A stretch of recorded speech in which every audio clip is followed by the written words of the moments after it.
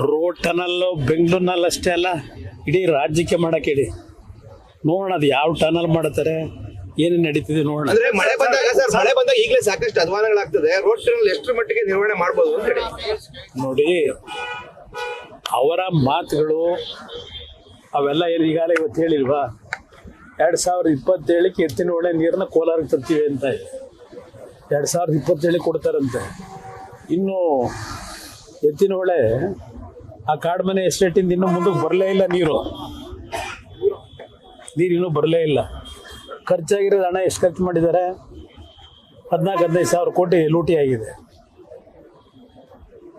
ಇದು 13ರಲ್ಲಿ ಇದೇ ಮುಖ್ಯಮಂತ್ರಿ ಫೌಂಡೇಶನ್ ಹಾಕಿದಾಗ 2 ವರ್ಷದಲ್ಲಿ ಚಿಕ್ಕಬಳ್ಳಾಪುರ ಕೋಲಾರಿಗೆ ನೀರು ಕೊಡ್ತೀವಿ ಅಂದರು.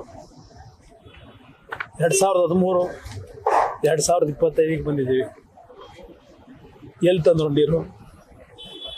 ಎತ್ತಿನ ಹೊಳೆ ನೀರು ಕೊಡ್ತೀವಿ ಅಂತೇಳಿ ಬೆಂಗಳೂರದ ಕೊಳಚೆ ನೀರು ತಗೊಂಡೋಗಿ ಬಿಟ್ಟವರಲ್ಲಿ.